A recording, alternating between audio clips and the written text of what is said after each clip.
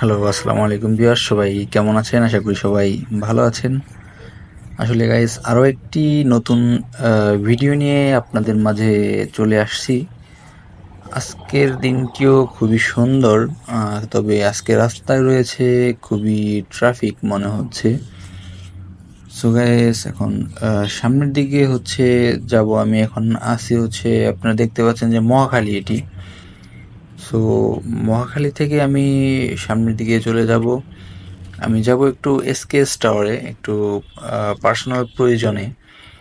আর ভাবলাম এই রাস্তায় চলতে চলতে আপনাদের মাঝে কিছু জিনিস শেয়ার করি, কারণ আপনারা জানেন আমি চেষ্টা করব যে আপনাদের মাঝে সব কিছু তুলে ধরতে, এবং প্রত্যেকটা জিনিস আপনাদের ভালোবাসা পেলে আরও এগিয়ে যাব ইনশাল্লাহ। সো গাইজ, আপনারা দেখতে পাচ্ছেন যে আজকের এই রৌদ্রোজ্জ্বল আবহাওয়াতে বাইক রাইড করতে আমার খুবই ভালো লাগছে। আর আপনারা জানেন যে যেহেতু অফিসের কাজে অলওয়েজ ব্যস্ত থাকা হয়, সেই ক্ষেত্রে এরকম দিনের বেলায় ঘোরাঘুরি খুব কমই করা হয়। আর যদি একটা দিন একটু ছুটি পাই বা অফিসের ফাঁকে বেরোতে পারি, বা অফিস যদি কোনোদিন বন্ধ থাকে, সেদিন কিন্তু আসলে ঘোরার একটা ইচ্ছা হয়। সেটা হোক ফ্যামিলি পারপাসে, সেটা হোক পার্সোনাল কোনো বিষয়, বা যে কোনো কারণে। আর আপনারাও অবশ্যই এটাই করবেন, যখন নিজে একটু সময় পাবেন তখন অবশ্যই ঘোরার চেষ্টা করবেন, দেখবেন মন ভালো হয়ে যাবে।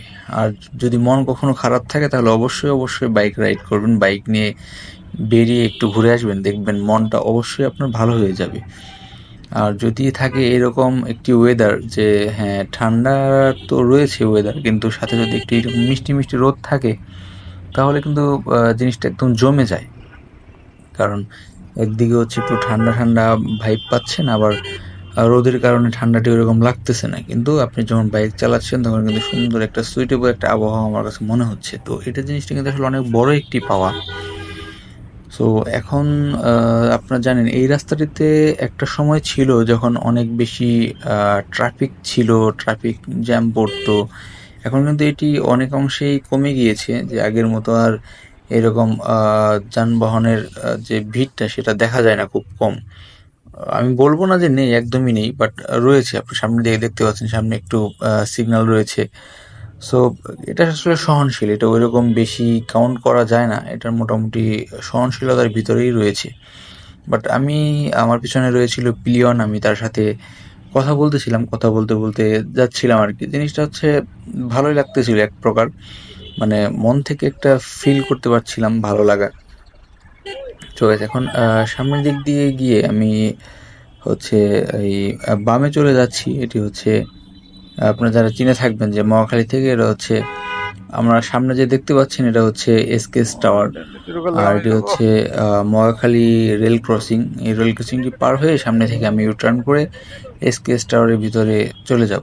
তো গাইস, এরকম যখন রেল ক্রসিংয়ে আপনারা যাবেন, তখন অবশ্যই আপনারা এই রেল ক্রসিংগুলো খুবই সাবধানতার সহিত পারাপার হবেন, কারণ আমরা হরহামেশাই এখন দেখতে পাচ্ছি যে এরকম রেল ক্রসিংয়ে বিভিন্ন ধরনের দুর্ঘটনা ঘটে যাচ্ছে। আর যেহেতু বাইক একটি 2 চাকার বাহন, এই বাহন তো অবশ্যই অবশ্যই মানে অতিরিক্ত সাবধানতা অবলম্বন করতেই হবে। কারণ আপনি যদি স্পিড বেশি থাকে এখানে এই যখন আপনি রেল লাইনের উপরে উঠে যাবেন, তখন আপনার গাড়ির চাকা স্কিপ স্কিপ করতে পারে, বা আপনি পড়ে যেতে পারেন কোনো কারণে, সেক্ষেত্রে কিন্তু হতাহতের ঘটনা ঘটতে পারে। সো আপনার চেষ্টা করবো যে সবসময়ই যাতে সেফলি বাইক রাইড করার জন্য, সেফলি বাসায় ফেরার জন্য, এবং সব কিছু আল্লাহর অশেষ রহমত যাতে সেফলি কমপ্লিট করতে পারি ফুল ট্যুর, সেটাই চেষ্টা করবো এবং দোয়া করব। তো সেই জন্য আমাদের অবশ্যই এক্সট্রা সতর্ক থাকা লাগবে। এখন ইউটার্ন নিয়ে নিয়েছি, ইউটার্ন নিয়ে সামনে এসকেএস টাওয়ারে চলে যাব। সেখানে আমার বাইকটি পার্কিং করব। পার্কিং করে তারপর আমি ভিতরে যাব। তো এই রাস্তাটি আসলে আমরা একটা সময় অনেক বেশি চলাফেরা ছিল, বাট এখন সময়ের ব্যবধানে, সময়ের কারণে এই রাস্তাটিতে খুব কম আসা হয়। যেহেতু আমার আগে অফিস ছিল বনানীতে, তো তখন মাঝে মাঝে এখানে আসা হতো বিশেষ কিছু প্রয়োজনে। এটা এসকেএস টাওয়ারের আন্ডারগ্রাউন্ড পার্কিং। আমি এখান থেকে উনি আমার গাড়ির নাম্বারটি নোট করে নেবে। নোট করে নিলে এখানে একটা স্লিপ প্রিন্ট করে দিলে তখন আমি নিচে নিয়ে বাইকটি রাখতে পারবো। এবং আমি এখানে ওনার সাথে জিজ্ঞেস করতেছিলাম, ওনার সাথে কথা বলতেছিলাম যে কিভাবে কি বা ইয়া অন্যান্য বিষয়গুলো আমি জিজ্ঞেস করে নিচ্ছিলাম আর কি। সো গাইস, এটি হচ্ছে আমার সেই কাঙ্ক্ষিত স্লিপ, যেটি হচ্ছে আমার এই পার্কিংয়ের স্লিপ আর কি। এটি সম্ভবত সর্বনিম্ন ফি কাউন্ট করে 30 টাকা।